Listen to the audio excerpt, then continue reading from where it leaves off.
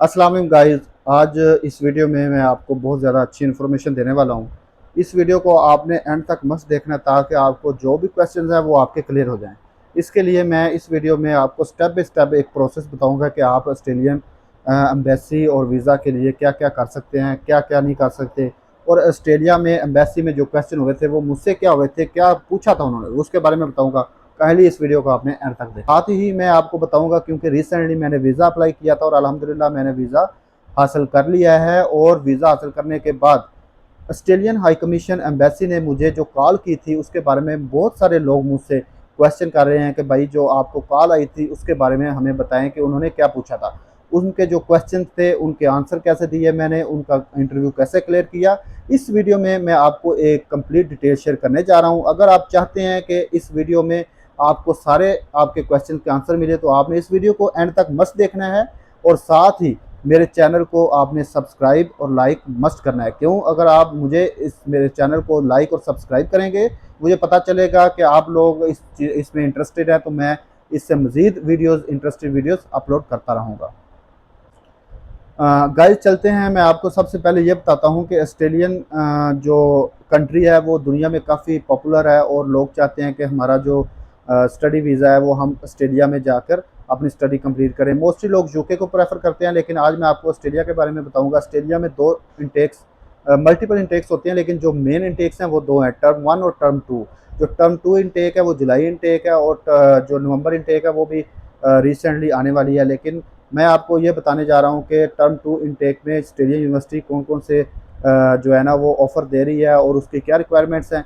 सबसे पहले मैं आपको बताता हूँ कि ऑस्ट्रेलिया में सिडनी भी, मेलबर्न भी और कैनबरा और ब्रिस्बेन ये बहुत अच्छे सिटीज़ हैं। अगर आपका इस सिटीज़ में किसी भी यूनिवर्सिटी में एडमिशन होता है ग्रुप 8 की यूनिवर्सिटी में, तो आप जो है ना वो एडमिशन जो एप्लीकेशन है वो अप्लाई कर सकते हैं। इसके बाद आपको क्या करेंगे, ऑस्ट्रेलियन यूनिवर्सिटी आपसे कुछ डॉक्यूमेंट्स मांगेगी, क्योंकि G8 यूनिवर्सिटीज़ जो हैं वो ना तो जीटी मांगती है ना बैंक स्टेटमेंट मांगती है। लेकिन हमारा जो मुल्क है वो अंडर डेवलप्ड है, इसकी इकोनॉमी इतनी अच्छी नहीं है, तो हम जब वीज़ा फाइल करते हैं तो उसके साथ हम जीटी के डॉक्यूमेंट्स, प्रॉपर्टी के डॉक्यूमेंट्स और बैंक स्टेटमेंट मस्ट लगाते हैं, क्योंकि वीज़ा आने में अच्छे चांसेस होते हैं। तो अब हम नेक्स्ट स्टेप की तरफ चलते हैं कि मैंने अपना एडमिशन कैसे लिया और मैंने वीज़ा फ़ाइल कैसे किया। और वीज़ा फ़ाइल करने के दौरान जो ऑस्ट्रेलियन हाई कमीशन एम्बेसी थी मुझे कॉल कब आई और कौन कौन से क्वेश्चन थे, कौन कौन से आंसर थे, उसके बारे में आपको बताता हूँ। इन शॉर्ट, जब मैंने वीज़ा अप्लाई किया तो जब मैंने कंफर्मेशन ऑफ इनरोलमेंट रिसीव किया तो वो आई थिंक मुझे मई के फर्स्ट वीक में ही जो है ना वो COE मिल गया था। लेकिन उस दौरान कुछ पाकिस्तान के इकोनॉमी और कुछ पॉलिटिकल सिचुएशन ही ऐसी थी कि मैं अपना वीज़ा फ़ाइल ना कर सका। और मैंने अपने कंसल्टेंट से डिस्कस किया कि मैं वीज़ा फ़ाइल करना चाहता हूँ, तो उसने मुझे रोका कि आप अभी वेट कर लें, क्योंकि पाकिस्तान में अभी हालात ठीक नहीं है, पॉलिटिकल सिचुएशन ठीक नहीं है और काफ़ी जो है वो फसाद, दंगा और लड़ाई चल रही है पाकिस्तान में। तो अल्लाह ना करे आपका वीज़ा रिफ्यूज़ हो जाए तो लॉस हो सकता है, तो आप अभी वेट करें। तो मैंने अपने कंसल्टेंट की बात मान के अपना डिले कर लिया। तो फिर अल्हम्दुलिल्लाह मैंने 24 मई को अपना वीज़ा फ़ाइल कर दिया था। वीज़ा फ़ाइल करने के दौरान आपको कौन कौन से डॉक्यूमेंट्स चाहिए होते हैं मैं वो आपको थोड़ा सा शॉर्टली बता देता हूँ कि जो आपने डॉक्यूमेंट्स यूनिवर्सिटी को दिए होते हैं वो सारे डॉक्यूमेंट्स आपने एम्बेसी को देने होते हैं, जो नोटराइज होते हैं। ठीक है, वो सारे डॉक्यूमेंट देने होते हैं। अगर आपने यूनिवर्सिटी को अपनी जीटी प्रॉपर्टी के डॉक्यूमेंट नहीं दिए तो मोस्ट प्रोबेबली कि आप अपनी एम्बेसी को वो डॉक्यूमेंट्स प्रॉपर्टी के भी दें, ताकि आपका वीज़ा जो है ना वो 100% श्योर हो सके। क्योंकि पाकिस्तान एक अंडर डेवलप्ड कंट्री है, इकोनॉमी इतनी अच्छी नहीं है, तो मैं आपको ये प्रेफर करूँगा, आपको ये रिकमेंड करूँगा कि आप जीटी डॉक्यूमेंट साथ वीज़ा फाइल करने के लगाएं और साथ आप बैंक स्टेटमेंट भी लगाएं। बैंक स्टेटमेंट जो है वो सेविंग अकाउंट, करंट अकाउंट भी हो सकती है और आपका जो स्पॉन्सर है वो उसकी भी हो सकती है और आपकी अपनी भी हो सकती है। और बैंक जो अकाउंट स्टेटमेंट है वो कोई किसी किस्म की उसमें कंडीशंस नहीं है कि वो इतने मंथ पुरानी हो जाए। फ्रेश बैंक स्टेटमेंट ऑस्ट्रेलिया जो है वो एक्सेप्ट करता है। साथ ही मैं आपको ये बताऊंगा जो बैंक मेंटेनेंस लेटर है वो भी आपने साथ लगाना है और साथ पासपोर्ट की कॉपी लगानी है। तो ये क्या है, वो सारे डॉक्यूमेंट्स जो एकेडमिक डॉक्यूमेंट्स आपके FRC मीन टू से इन शॉर्ट आपने जो भी डॉक्यूमेंट यूनिवर्सिटी को दिया है ड्यूरिंग द एडमिशन वो आपने ऑस्ट्रेलियन हाई कमीशन को सबमिट करने हैं ऑनलाइन आप। और आपने जो वीज़ा है वो अपने कंसल्टेंट के थ्रू, रजिस्टर्ड कंसल्टेंट के थ्रू ही अप्लाई करना है। इसमें आपको मैं ये रिकमेंड करूँगा कि आप उस कंसल्टेंट के साथ लिंक हों जो बहुत ही रिलायबल हो, ट्रस्टेड बंदा हो और यूनिवर्सिटी के साथ रजिस्टर्ड हो। तो मैं आपको कुछ कंसल्टेंट है वो भी रिकमेंड कर देता हूँ। लाहौर में काफ़ी अच्छे कंसल्टेंट है, एचआर कंसल्टेंट है, आसपाक है, दुनिया कंसल्टेंट है, उसके साथ एचएस कंसल्टेंट है, एचआर कंसल्टेंट है। इनके साथ आप लिंक होकर अपना वीज़ा फाइल कर सकते हैं। गाइज हम अपने नेक्स्ट स्टेप की तरफ चलते हैं। मैंने जो है वो 24 मई को वीज़ा अपना फ़ाइल कर दिया था ऑस्ट्रेलियन यूनिवर्सिटी में सिडनी कैंपस। उसमें जब वीज़ा मैंने फ़ाइल किया तो उसी दिन मैंने बायोमेट्रिक और उसी दिन मेडिकल जो है वो करवा लिया था, क्योंकि मैंने कुछ अपॉइंटमेंट ली हुई थी और रेफरेंस के साथ मैंने बायोमेट्रिक भी करवा ली थी। और विल केयर जो हॉस्पिटल है फैसल टाउन में, उसमें मैंने अपना मेडिकल भी उसी दिन करवा लिया था। फिर क्या हुआ कि 24 मई को मैंने अपना वीज़ा फाइल किया और 26 मई को मुझे S56 आई थी। और S56 जो थी उसमें मुझे ये उन्होंने इन्फॉर्मेशन ली थी कि आप अपना मेडिकल अपडेट करें जल्दी जल्दी। तो वो मैंने अब मेडिकल करवा लिया था, लेकिन अनफॉर्चुनेटली क्योंकि मैंने मेडिकल अपना नियर टू वीकेंड करवाया था और सैटरडे संडे बीच में गैप आ गया, तो मेरा जो मेडिकल है वो मंडे वाले दिन, ट्यूसडे वाले दिन सॉरी, अपडेट हुआ था ऑस्ट्रेलियन हाई कमीशन की जो वेबसाइट है इमी अकाउंट उसमें। उसके साथ ही जब अपडेट हुआ तो 28 मई को ही मेरी जो एप्लीकेशन है वो फर्दर असेसमेंट में चली गई थी।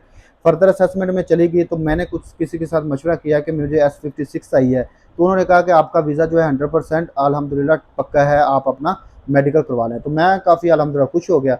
लेकिन 31 मई को क्या हुआ कि जब मेरा मेडिकल अपडेट हुआ तो 2 3 4 दिन गुजरने के बाद मेरा वीज़ा जो है वो अपडेट नहीं हुआ था, फाइनल नहीं डिसीजन हुआ था, अभी स्टिल फर्दर असेसमेंट में था। तो मैंने क्या किया, मैं उसका वेट करता रहा। फिर मैंने 1 वीक वेट किया, 2 वीक वेट किए, फिर मैंने कहा शायद 20 जून तक वीज़ा आ जाए, लेकिन अनफॉर्चुनेटली वीज़ा नहीं आ रहा था, क्योंकि अल्लाह ताला की एक रज़ा थी, जब वीज़ा आना था तब ही आना था, लेकिन इंसान परेशान हो जाता है। तो फिर अल्हम्दुलिल्लाह फिर मैंने इतना वेट किया। फिर ईद आ गई, ईद उल अज़हा। तो ईद वाले दिन अल्हम्दुलिल्लाह 9 बजकर साढ़े 9 बजे आई थिंक नमाज ईद पढ़ने के बाद ही जब मैं अपना अकाउंट चेक किया तो वो फाइनल डिसीजन फाइनलाइज्ड हो चुका था। जब मैंने क्लिक किया तो मेरा वीज़ा अल्हम्दुलिल्लाह जो वो ग्रांटेड हो चुका था और मुझे अल्हम्दुलिल्लाह अल्लाह ताला के हज़ूर बहुत मैंने शुक्र अदा किया और मुझे बहुत खुशी हुई कि क्योंकि ईद उल अज़हा भी थी और मेरा वीज़ा भी आ गया था। मुझे दोहरी जो है वो खुशियाँ मिल गई और अल्लाह ताला का मैंने शुक्र अदा किया, क्योंकि जितना मैंने वेट किया था अल्लाह ताला ने उससे बढ़कर मुझे नवाज़ दिया था। साथ ही मैं आपको इस वीडियो में ये भी बताऊंगा कि जब वीज़ा फाइल किया था तो 24 मई को वीज़ा फाइल किया तो 12 मई को मुझे सॉरी 20 मई को मुझे कॉल आई थी। 20 मई को कॉल आई थी ऑस्ट्रेलियन हाई कमीशन से। आई थिंक 10 और 11 का टाइम था, उसके दौरान कॉल आई। 051 PTCL का मोबाइल नंबर था। उसने मुझे अपना इंट्रो करवाया था कि मैं ऑस्ट्रेलियन हाई कमीशन इस्लामाबाद से बात कर रहा हूँ, आप क्या हमें 15-20 मिनट देंगे, क्योंकि हमने कुछ इन्फॉर्मेशन आपसे मज़ीद लेनी है। वो इन्फॉर्मेशन क्या थी, क्यों उसने लेनी थी, वो मैं इस वीडियो में आपको बताऊंगा। उसने कॉल की और वो कॉल का duration I think 5 to 10 minutes था, मुझे याद नहीं अभी, 5 to 10 मिनट्स था। और उसमें जो क्वेश्चन थे वो मैं आपको बताऊंगा। क्वेश्चन उसने क्या पूछे थे मुझसे कि फर्स्ट ऑफ ऑल उसने मुझसे पूछा था कि अपना कंप्लीट नेम बताओ, उसके बाद डेट ऑफ बर्थ बताओ। डेट ऑफ बर्थ बताने के बाद उसने मुझे बोला कि आप तुम किधर बैठे हुए हो। मैंने कहा सर मैं तो अपने घर बैठा हूँ, मम्मी के पास बैठा हूँ। तो उन्होंने क्या कर रहे हो, तो मैंने कहा सर मैं बस ऐसे वीज़ा फाइल किया हुआ है और आई एम वेटिंग के वीज़ा आ जाए और मैं तैयारी शरी कर रहा हूँ, लगेज वगैरह ये वो सारी चीज़ें मैनेज कर रहा हूँ। तो उन्होंने कहा तुम जॉब पर क्यों नहीं गए। मैंने कहा सर वो जॉब पर रिज़ाइन कर दिया था। तो उसने कहा रिज़ाइन क्यों किया, तो मैंने कहा रिज़ाइन इसलिए किया कि सर क्योंकि हमारी कंपनी की पॉलिसी है जब भी आपने जॉब छोड़नी तो आपने 1 मंथ नोटिस देना था, ताकि आपकी क्लियरेंस और आपको एक्सपीरियंस लेटर या जो भी आपको रिक्वायरमेंट है वो आपको पहले दे दे। तो उसने कहा अच्छा। तो फिर उसने कहा कि आपका जो सुपरवाइज़र उसका नाम क्या था, मैंने अपने सुपरवाइज़र का नाम बता दिया। फिर उसने पूछा आपकी जॉब डिस्क्रिप्शन क्या थी, मैंने जॉब डिस्क्रिप्शन बता दी। फिर उसने ये बोला कि आपकी सैलरी कितनी थी, मैंने सैलरी भी बता दी। फिर उसने पूछा कि आप ऑस्ट्रेलियन यूनिवर्सिटी में आपने अप्लाई किया हुआ है, तो आप ऑस्ट्रेलिया क्यों आना चाहते हैं, आपने ऑस्ट्रेलिया से डिग्री लेकर अपने मुल्क में क्या करेंगे। तो उसने ये पूछा कि आप ऑस्ट्रेलिया से डिग्री लेकर क्या करेंगे। तो मैंने कहा सर मैं क्योंकि हमारा जो पाकिस्तान है उसमें हेल्थ रिलेटेड काफ़ी इश्यूज़ हैं और अंडर डेवलप्ड है और काफ़ी पॉपुलेशन जो है ना वो सफ़र कर रही है डिफरेंट क्रोनिक डिजीज़ से, तो मैं उस पर काम करना चाहता हूँ। तो उसने मुझे कहा कि आप ऐसे मत कहो, रियलिस्टिक होकर बात करो ताकि हमें मुझे समझ आए। तो मैंने फिर वही आंसर किया कि सर काफ़ी जॉब्स आती हैं और इसमें काफ़ी अच्छी पेइंग जॉब मिल जाती है मेडिकल फील्ड में, तो मैं इसलिए ऑस्ट्रेलिया जो है कि अच्छा मुल्क है और उसमें अच्छी अच्छी यूनिवर्सिटीज़ हैं, ताकि मैं डिग्री लूँ और पाकिस्तान में मुझे एक अच्छी जॉब मिल सके। तो अच्छा उसने फिर उसने नेक्स्ट कहा कि आप वीज़ा जब आपने ऑस्ट्रेलिया से डिग्री ले ली तो आप जॉब कहाँ करेंगे, क्या करेंगे जॉब करके। तो मैंने फिर उसका काफ़ी जो है ना वो 3-4 आंसर किए थे, सेटिस्फाई किया था। फिर उसने एट द एंड मुझे 2 दफ़ा जो है ना वो रिपीट किया था। उसने पूछा था जो main I think important question था, उसने कहा था क्या is there any relative of you in Australia. तो मैंने कहा सर नो, मेरा तो कोई भी रिलेटिव नहीं है। तो उसने कहा मे बी आपका भाई का बेटा हो या आपका चाचू मामू या कज़न वगैरह हो। तो मैंने कहा नहीं सर सॉरी, ऐसा कोई भी नहीं है ऑस्ट्रेलिया में जिसको मैं जानता हूँ। मैं तो बस स्टडी वीज़े के लिए अप्लाई किया हुआ था और हाँ एक दो दोस्त हैं जो मेरे से पहले गए हुए हैं। तो इसके अलावा मेरा कोई भी जो है ना वो ब्लड रिलेशन या कोई चाचू या मामू या दूर के रिश्तेदार नहीं है। तो ये बड़ा इंपॉर्टेंट क्वेश्चन था, उसने मुझसे बार बार रिपीट किया था कि आप मुझे बता दें, अगर कोई इशू नहीं है बता दें। तो फिर मैंने जो है ना वो उनसे बोल दिया कि मेरा कोई भी रिश्तेदार नहीं है। फिर उसने एक क्वेश्चन और भी किया था कि आपकी जो डेट ऑफ ज्वाइनिंग है जॉब की वो क्या है। तो मैंने जो डेट ऑफ ज्वाइनिंग है जॉब की वो भी बता दी। तो आपने वो सारी चीज़ें 100% कन्फर्म करके अथेंटिक बतानी है, क्योंकि फिर उन्होंने मुझसे कॉल करके राइट वन आफ्टर 1 आवर उन्होंने मुझे मेरे जो एम्प्लॉयर है उसके साथ भी उनको भी कॉल की थी। तो जब उनको कॉल की उसने जो मुझसे क्वेश्चन किए थे वो सेम क्वेश्चन उसने मेरे एम्प्लॉयर से भी पूछे थे। लाइक सुपरवाइजर का पूछा होगा, जॉब डिस्क्रिप्शन का पूछा होगा, सैलरी के बारे में पूछा होगा और उसके बाद रिज़ाइन के बारे में पूछा होगा कि रिज़ाइन दिया है या नहीं दिया, क्यों लिया, ये सारी चीज़ें उसने टैली की हैं। तो वो टैली मीन के आपके जो क्वेश्चन है वो 90% ठीक होने चाहिए। तो बाकी जो है ना वो अगर कोई 5 to 10% वेरिएशन आती है तो कोई इशू नहीं है, लेकिन 90% आपकी इन्फॉर्मेशन जो आपने दी है और आपका जो एम्प्लॉयर है वो सेम होगी तो वो अच्छा इम्पैक्ट आपके वीज़े पर पड़ सकता है। तो ये मेरा एक एम्बेसी का इंटरव्यू था।